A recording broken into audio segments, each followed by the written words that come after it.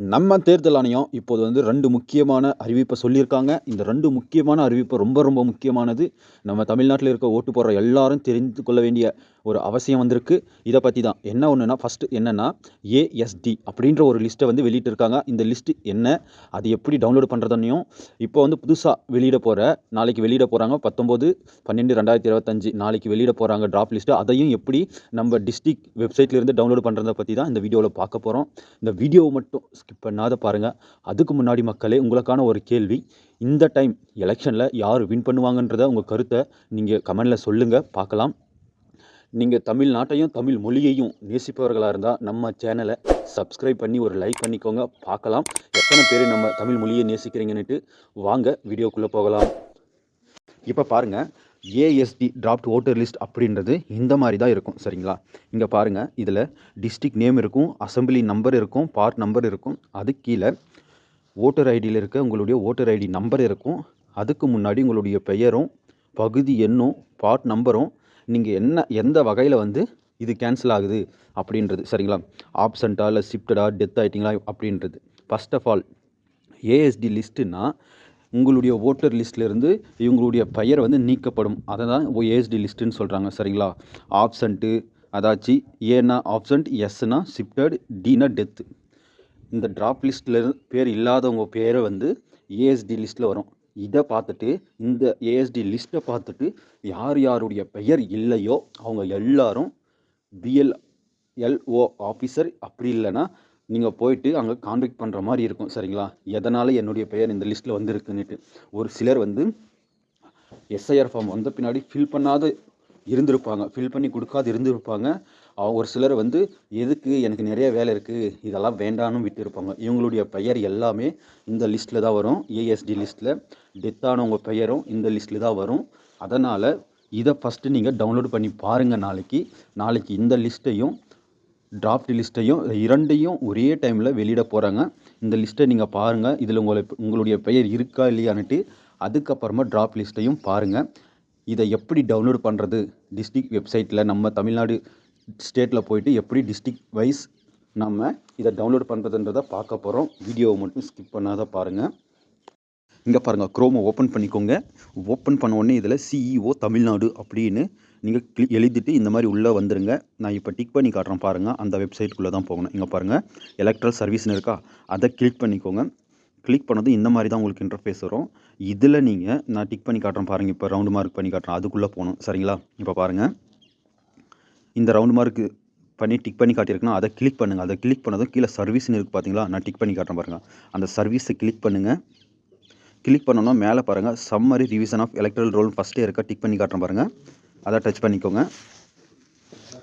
Touch பண்ண உடனே உங்களுக்கு இந்த மாதிரி தான் வரும். சரிங்களா?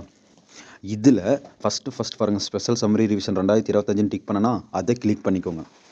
கிளிக் பண்ணதும் இங்கே பாருங்கள், மொத்தமும் வருது. Final publication of electoral roll 2025 இருக்கா, புதுசு, அதுவும் அப்படி தான் வரும். சரிங்களா? அதை டிக் பண்ணிக்கோங்க.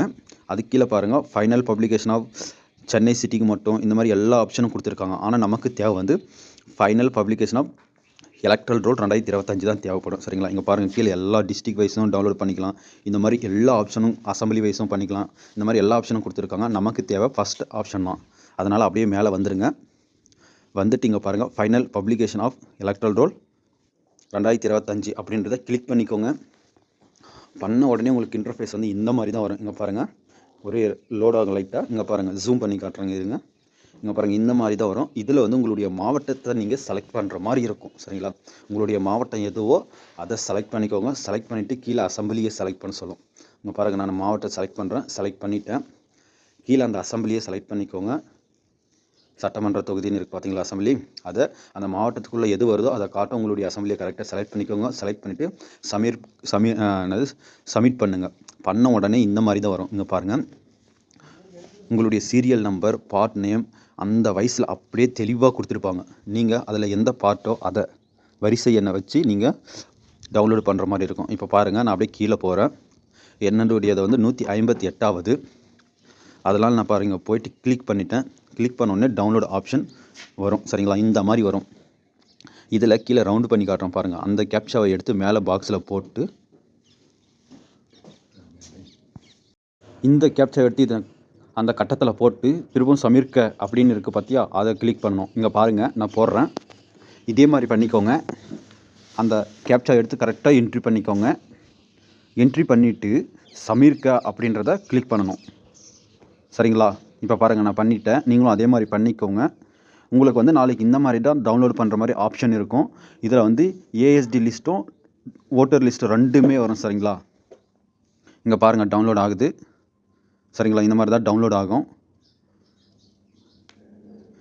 நீங்கள் வந்து இந்த மாதிரி டவுன்லோட் பண்ணி பார்த்துக்கோங்க. உங்களுடைய லிஸ்ட்டில் இங்கே பாருங்கள் டவுன்லோட் ஆகிடுச்சு. இப்போ வந்து ஓப்பன் பண்ணிக்கோங்க. சரிங்களா? ஓப்பன் பண்ண உடனே இந்த மாதிரி தான் உங்களுக்கு இன்டர்ஃபேஸ் வரும். நீங்கள் பாருங்கள், அப்படியே கீழே ஸ்க்ரோல் பண்ணுங்கள். உங்களுக்கு இந்த முக்கியமான ஒரு அறிவிப்பை சொல்கிறேன். இதில் எப்படி டேட்டு பார்க்கணும், டேட்டு கரெக்டாக இல்லையான்னுட்டு எல்லாம் இப்போ சொல்கிறேன்.